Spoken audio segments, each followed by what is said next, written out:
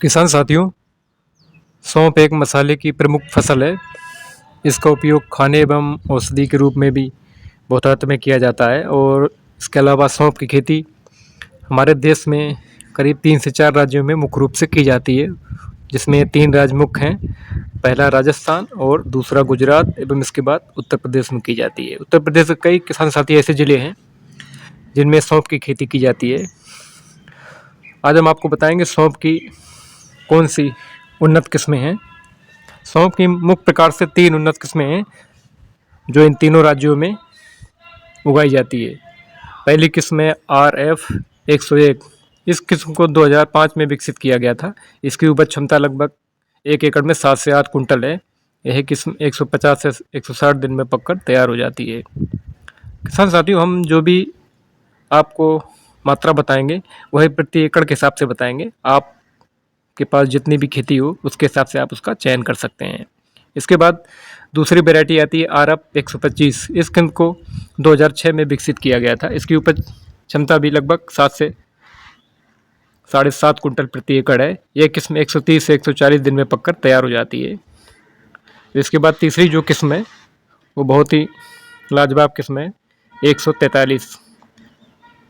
इस किस्म को 2007 में विकसित किया गया था।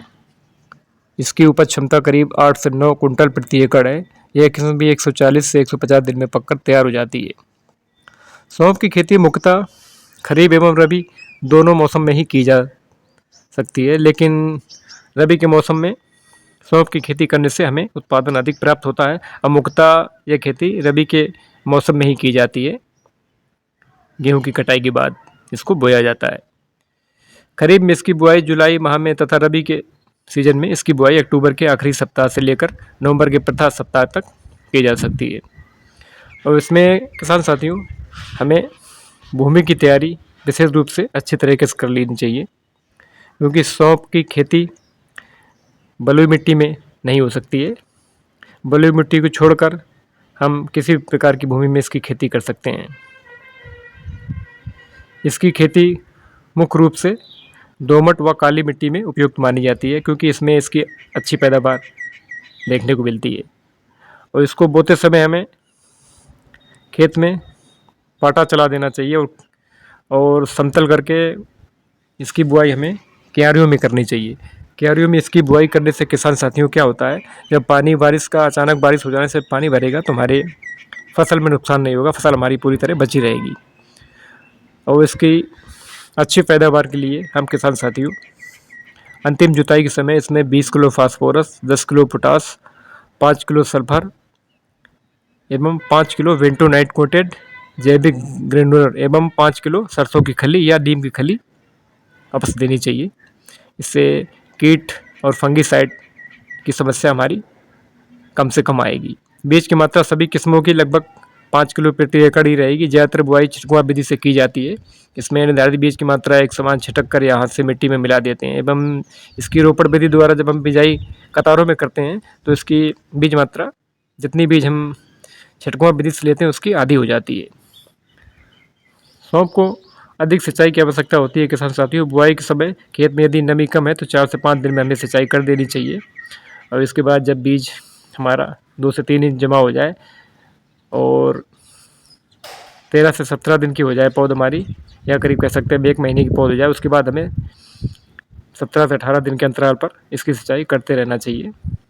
इसमें समय से निराई गुड़ाई भी करके खरपतवार भी निकाल देने चाहिए, जिससे इसकी बढ़वार अच्छी हो, ग्रोथ अच्छी हो। और खरपतवार के नियंत्रण के लिए हम इसमें किसान साथियों पेंटामेथ्रिन का भी स्प्रे कर सकते हैं प्रति एकड़ के हिसाब से। बुआई के 2 से 3 दिन बाद कर सकते हैं, और नहीं तो हम जब हमारी फसल 4 से 5 इंच की हो जाए हम निराई गुड़ाई करके भी इसकी खरपतवार की समस्या को ख़त्म कर सकते हैं। अंत में किसान साथियों इसमें हम रोगों के बारे में बात करेंगे। सौंफ की फसल में पाउडरी मिल्ड्यू और जड़ गलन की समस्या बहुत ज़्यादा आती है। इसके लिए हम क्या कर सकते हैं, यदि हम ग्रीन प्लेनेट बायो प्रोडक्ट का इस्तेमाल करते हैं तो उसका फंगीसाइड को हम जिसको FC बोलते हैं स्प्रे के साथ मिलाकर 1 महीने के बाद हर 20 दिन पर 3 बार स्प्रे कर देना चाहिए। इससे फसल हमारी पूरी तरह सुरक्षित रहेगी और हमें अच्छी पैदावार मिलेगी। क्योंकि पाला और सर्दी में एसेंशियल फसल होती है। इसमें कभी पाला ज़्यादा पड़ गया, सर्दी ज़्यादा हो गई तो फिर हमारी फसल कमज़ोर हो जाती है। इसके लिए हम स्प्रेड ऑर्डिनरिटी के साथ स्टेराज को मिलाकर पूरे फसल चक्र के दौरान इसका 2 बार स्प्रे कर देना है। फसल हमारी पूरी तरह सुरक्षित रहेगी जैविक व जैविक तनाव से।